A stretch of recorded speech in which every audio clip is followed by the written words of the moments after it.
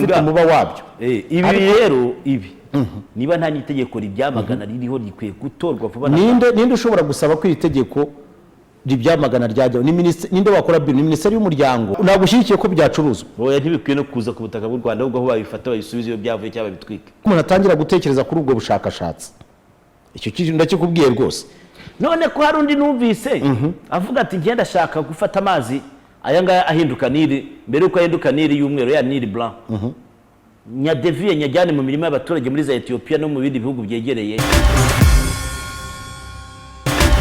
Icyo shaka kubaza ni kimwe ni ibintu biri simple cyane hari ikintu nabonye kuri televiziyo y'abanyamerika kuri projet ihari muri University ya Harvard ari kuri sponsorize n'umuherwe Bill Gates yo kuvuga yo kudeviya imirasire y'izuba ngo kugira ngo isi idakomeza gushyuha ni ibintu bazasuka ngo mu kirere bigafata ubushyuhe imirasire y'izuba igakubita iba reflected igasubira isubira ariko hari abantu benshi bari bamagana cyane cyane n'abascientifique bamagana byimazeyo iyi projet bakavuga ati ariko kuba umuntu ashobora kuba ari gutanga ibintu byinshi ku isi afasha abantu bimuha uburenganzira bwo gushaka gufata isi we izuba arifiteho ubuhe burenganzira. Icya kabiri yigeze gukomeza abahinzi bahinga bakeneye iyo mirasire y'izuba mbere yuko atekereza iyo projet none se azahindukiza imirasire yose ku buryo nta nami kizaza batangira bavuga bati ibyo ngibyo ingaruka zaba ku bantu bigeze bazimenya sinzi riba kakantu wenda naza bwa pasi yego ariko ari kibazo misengera niba afite ubushobozi byo uko bitekereza bwo kugabanya ubukana bw'imirasire y'izuba akabugabanya ariko byabitwaye ingaruka byazana ingaruka kereka ariko se mubaze cyo imirasire y'izuba wowe urajya gukinira ku zuba niwe uri hamanitse none se ko igiye kuzadutwika dukora iki icyo kibazo se ntabwo ubona ko imirasire y'izuba yamaze gukaza umurego kubera ko agakingirizo karyo kangiritse kandi byatewe n'abanyenganda ibyo rero natwe batuye isi twabigizemo ibyo rero ni ibintu byakabaye bisaba consultance ikomeye cyane na mbere yuko umuntu atangira gutekereza kuri ubwo bushakashatsi icyo kintu ndakikubwiye rwose none ko hari undi numvise avuga ati ngenda ashaka gufata amazi aya ngaya ahinduka niri mbere uko ahinduka niri y'umweru ya niri blanc nyadeviye nyajyane mu mirimo y'abaturage muri za Ethiopia no mu bindi bihugu byegereye uwo ninde n'umuntu nabyumvise gutya mbibona ku binyamakuru mu bantu bakora ibintu bihambaye we ntashaka guteza ibibazo nk'ibyo ngibyo Bill Gates barimo kumushyiraho none oya ndeka nkubwire kuko guhindura niri ikerekeza ikindi cyerekezo ni ugutuma igihugu cya Misiri kuri vasinga nire ibyo bintu ntabwo biba bikwiriye nk'ibintu nk'ibyo rwose reka tuvugishe kuko nahindura imirasire akavuga ati nyerekeza iriya kereka nayitwara yose kuko n'ubundi bikeneye mu bihingwa no mu mibereho ya muntu ariko nagabanya ubukana genda mushyikira n'uzatwara n'igenda mushyikira sinzi niyo muntu witwa Fundi yamuri afite internet ko mperuka telefone ye bashobora kuba bari barayitwaye abavandimwe bakemufasha ariko ndabona wenda ashobora kuba yaragarutse nta wamenya narebe niba yifite areba ako kantu akadushyirireho urebe ariko ngenda tekereza yuko mutabaruka si byiza. Ikindi cya kabiri nshaka kujya nkubaza birakwiriye yuko mu Rwanda bemera yuko ibikoresho bikoreshwa bifasha abantu gukora imibonano mpuzabitsina no kwikinisha byinjizwa nta kibazo ntago bikwiye urugero nka bira bipope bikoreye mu Buyapani na yes mu Rwanda ntago bikwiriye ko biza ko bihari ko numva ko birahari ariko ni nkuko n'urumogi ruhari nagushyigikiye ko byacuruzwa oya ntibikwiye no kuza ku butaka bw'u Rwanda ahubwo aho babifata babisubize iyo byavuye cyangwa babitwike kubera iki nk'igiki ntose niba hari abantu bifasha guteze hari abagabo bafite abagore babo babigiye babyemerewe abatabyemerewe bategereza igihe kizaza none se ko umuntu ku giti cyari we wikorera ibyo yikorera buretse se gatoya bigutwaye iki ko ari we n'igipupe cye we bigutwaye iki oya nta mpamvu ibipupe pese n'iki hari iby'abadamu si bya bintu nge nabonye ku mbuga nkoranyambaga ngo hari iduka ari kubicuruza hano i Kigali urashaka ko bashyira amategeko yihariye mu buryo bwo kurengera niba rihari kubera iki kandi ari business y'abantu oya nta business ese business zose zizakorwe ari aho n'urumogi barwemere buretse ako turagarukaho ndashaka ko tumaze kuvuga kuri ibi ngibi tubanze turebe kuri ibi ngibi ko Bill Gates niba afite gahunda yo kuvuga ngo imirasire y'izuba ase n'uyideviya ariko uko mbitekereza ntabwo ari ukwideviya buretse gato reka kubitekereza reka tubanze twumve gatoya turifashisha amafoto ya televiziyo imwe y'abanyamerika yitwa CBS yes ubwo wenda igihe birakundira amajwi tukayumva nibitanakunda ariko warabyumvise twabisobanuye byarangiye wabinyoye bivugagaho tunaveyo ariko ndatekereza ko ari ibintu ngiye ku bwanjye ntashyigikiye nk'uko utashyigikiye ibyo bipupe byose ni ibintu byo kugerageza Imana ariko umva reka mbivuge ibyo bintu rwose sintekereza ko ari projet nziza eske ninde umuntu ushaka gukinira ku zuba ariko reka nkubwire ninde umuntu ushaka gukinira izuba biriko mbyumva nkuko ari ibihugu bituriye wenda inyanja byagiye byubaka inkuta kugira ngo bideviye imiyaga itabisenyera bihagarika amazi adakomeza kuzura akabitwikira za Pays-Bas turazibona hari nekereza ko biri mu nyungu za twese no kugabanya ubukana bw'imirasire y'izuba n'ubundi bwabayeho kubera ko twebwe batuzi twangije ikirere reka nkubwire umuntu w'Imana reka nkubwire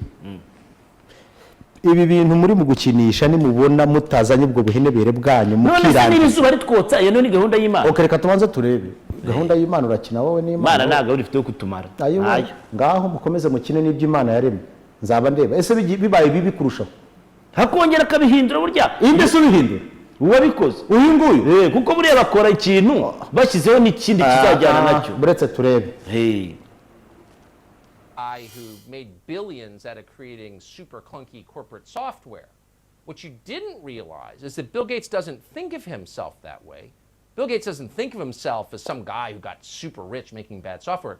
Bill Gates thinks of himself as God in control of the solar system. And that's why Bill Gates is now backing something called sun-dimming technology that would reflect sunlight out of the Earth's atmosphere, causing global cooling. Ooh, that's not fraught with risks. You thought gain-of-function research on pathogens was dangerous. Try that. But that doesn't stop Harvard University. Its scientists are testing that technology by spewing calcium carbonate dust into the atmosphere. Bill Gates is backing the first high-altitude experiment of one radical climate change solution, creating a massive chemical cloud that could cool the Earth. It's called solar geoengineering, and it's highly controversial. It would look something like this. Thousands of planes would fly very high and use nozzles to inject millions of tons of light-reflecting particles into the stratosphere. It would create a thin chemical cloud of those particles around the whole planet, blocking some sunlight from reaching the surface. It would mimic a giant volcanic eruption, which we know cools the Earth. Now, just to restate, Bill Gates is not God. Bill Gates is some kind of weird, socially awkward rich guy who lives in Seattle. He doesn't own the planet. But he's now changing the planet single-handedly. This is not just over his yard in Seattle. This is over your yard and our oceans and the whole planet. Now, according to Forbes, Frank Kutch, who's the project's top investigator, quote, does not know what the results might bring. Well, just experiment with the globe and find out what happens. It's cool, though. He's a billionaire. Michael Schellenberger is the author of Apocalypse Never, Why Environmental Alarmism Hurts Us All, which it does, as our rivers and oceans get dirtier and no one notices. Michael, it's great to see you tonight. Thanks for having me, Tucker. It's a little alarming to think that someone as myopic and out of touch and totally ideological and weird as Bill Gates thinks he's in charge of the planet. What should we be worried about here? I mean, basically everything. I mean, when I first heard about this over 2 decades ago, this was a thought experiment. But this is real. They're really trying to do this. They've encountered opposition every step of the way. I've co-authored articles with the Harvard investigator. We've told him personally this is a terrible idea. The vast majority of scientists disagree with this. You have to remember what they're proposing to do is identical to what we feared would occur after nuclear war in the 1980s, which is nuclear winter. The idea is that you cool the planet deliberately. The effects on crops are completely unknown. They call this an experiment, but they know that there is no way to figure out what the large-scale planetary effects of this kind of thing would be. It's grossly irresponsible. They know for a fact that they will never get international agreement on this. So they're basically trying to socialize the idea, normalize the idea, make us comfortable with an idea that should make us extremely uncomfortable. Yeah, a guy who cuts his hair with garden shears is now trying to control the solar system. The funny thing is, anyone who notices this, that maybe Bill Gates has outsized control over our lives, is immediately denounced by Snopes or one of these. Ngikire mutabaruka. Ibi bintu ngiye ntekereza yuko ntago bikwiriye. Nta nubwo binakwiriye. Icyo kigaragara kuko urambwira uyu munsi wa none uraza kudeviatinga izuba kubera iki? Uretse ubundi ubwo burenganzira buvanahe? Nyine ikibazo nibaza ntabwo aje kuzimya izuba. Ni kuri zimya ariko. Oya. Yes. No kugabanya ubukana bwa Oya ntabwo ari kugabanya. Ni deviation yabyo. Oya byo nari gabanije gusi yaba yizimije simbizi ariko cyo mbona. Ariko se utekereza ko ibintu bihugu bishobora kubyemera?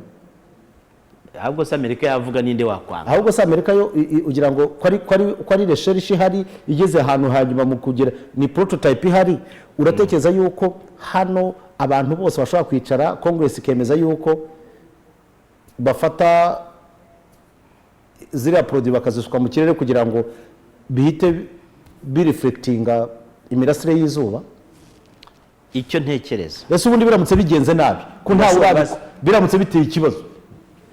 Erega ikisi iyo hari ikintu kirimo gukorwa cy'iterambere ugomba kumenya ko iterambere ukinira kuzuba wowe uzi ko izuba ubwaryo ariyo tubariraho iminsi ariyo dukoramo ibintu byose ariyo ngenekeza ko izuba nicyo kintu cya mbere gikomeye Imana yaremye gishobora kuba cyatanga umucyo ku isi gitanga buri kimwe cyose gishobora no kurimbura ariko gishobora no umukimenyereye burya uko mwihamwe bwo kwegera uzagenda uryegera urebe iyi mutangiye gukora no kumenyera Imana wallahi reka tubyabire by'abavuga ngo babonye ngo isata bakavango ijuru yagiye n'ibiki byose muri ibyo reka ngaruke ku kintu nakubazaga ntekereza yuko kugeza uno munsi wa none hari ibintu bimwe technology zimwe ibihugu byacu bikwiriye kwamagana ntabire warumbwiye mukanya kuko ni bandebere mu kiganiro isi nibihe kugira ngo mbaze dusobanure neza tubireba neza barebe icyegeranyo karimo kanditseho ngira ngo sex toys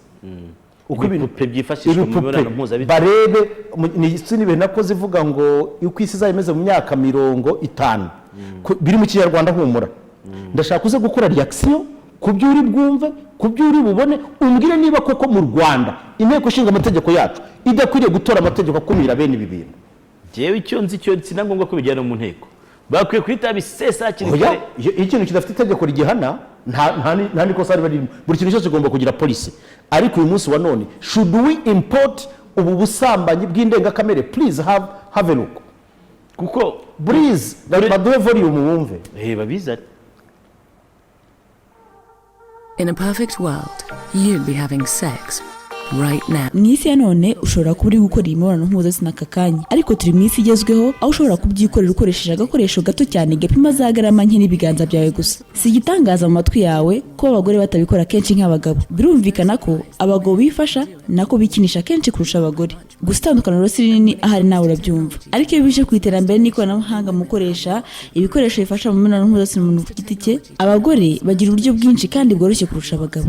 Ikoranabuhanga wenda ryadindiye mu kwihutisha ubushobozi bwo kwihaza ku bagabo ariko ubu hari inkuru nshya byahindutse.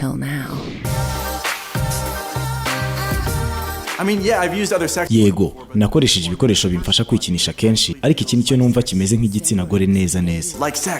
CyberX can get you off automatically with the touch of a button. CyberX ishobora kugufasha kumva umubiri wawe wiyumva neza nk'uri kumwe n'umugore. Uburyo bwo kwiyegeranya kw'iki gikinisho butuma umubiri wawe wisanisha nk'uri mu gikorwa cyo guhuza urugwiro n'urukundo hamwe n'umugore wiyumvamo. Wenda birenze ukwemera cyangwa ibitekerezo byawe ntibyumva neza ariko ni nkaho waba uri gukora imibonano mpuzabitsina neza. Ni ubwoko bw'igikinisho bwahimbwe n'Abongereza butunganyirizwa mu ruganda rwo mu Budage. Ni igikinisho gihuje n'ubushobozi bwa buri umwe kuko igiciro cyo kugihaha ukagicyura iwawe kiri hasi. Ubu CyberX yagejeje uyu mushinga ku yindi ntera kuko ushobora no guha undi muntu uburenganzira bwo gukoresha igikinisho byayo akuyobora.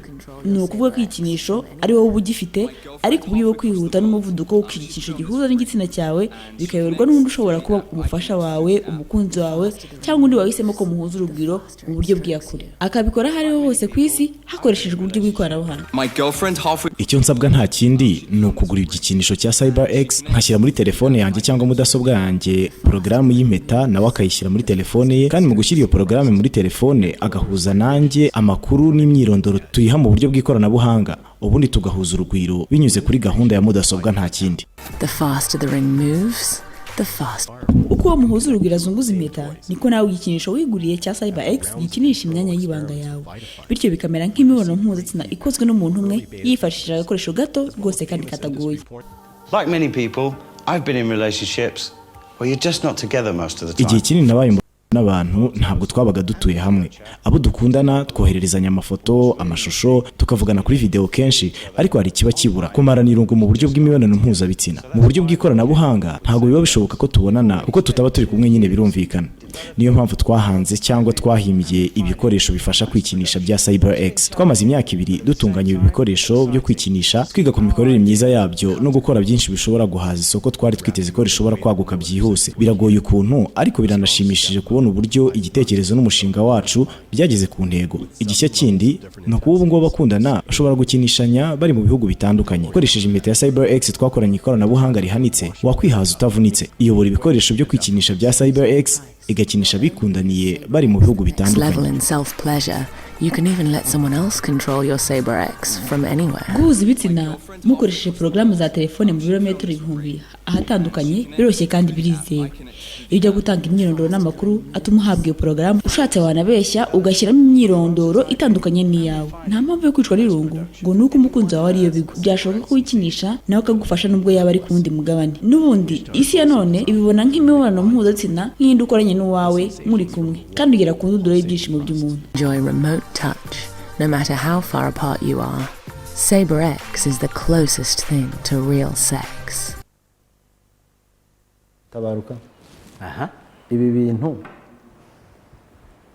birakwiriye yuko bishobora kwemerwa bigacuruzwa furire nk'ikoranabuhanga. Mu Rwanda ntabwo bikwiye kwemerwa ibi ngibi, ariko nta tegeko rihari ribihana. baritore babihane, birakwiriye banabice birakwihangana ko ibintu tubyerekanye ni ukugira ngo tubereke akaga gahari, kuko birashoboka ko mu Rwanda kariho karavugwa, birashoboka ko mu Rwanda hari n'ahantu biri mu kugurishwa. Birahari kuko nyine nabonye kuri internet bavuga ngo birahari naho. Sinibuka hariho, sinagiye no kwinjira muri business abandi, ariko biragurishwa.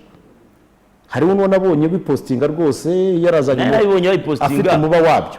Ibi rero ibi niba nta n'itegeko ribyamagana ririho rikwiye gutorwa vuba. Ninde ushobora gusaba ko itegeko ribyamagana ryajya? Ni minisiteri, ninde wakora bill? Ni minisiteri y'umuryango, ni minisiteri y'umuco, nayo ariko zombi izi kwihuta kurusha indi yakwihuta kabisa. kandi ariko nabuhanga rije kuvana abantu mu bibazo. Oya nta bibazo ibi ngibi, bibabona gukurura ibindi. Gute? Ni ukujyana abantu mu buyobe no mu buhenebere, wa mugani wawe niwo uvuga ibyo bagahenebera.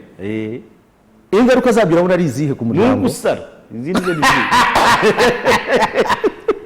ingaruka zabyo ni gusara nyine. Ayo gabwira ijambo rimwe icyo koze, kuko niba tugiye kujya mu isi aho umugabo atakenera umugore n'umugore atakenera umugabo, turimo turajya he? ni nk'uko n'ubundi hari twagiye tubona akenera itungo, ihene cyangwa intama, kandi akayibenguka, kandi bari byo bishobora gukemura icyo kibazo cy'irari.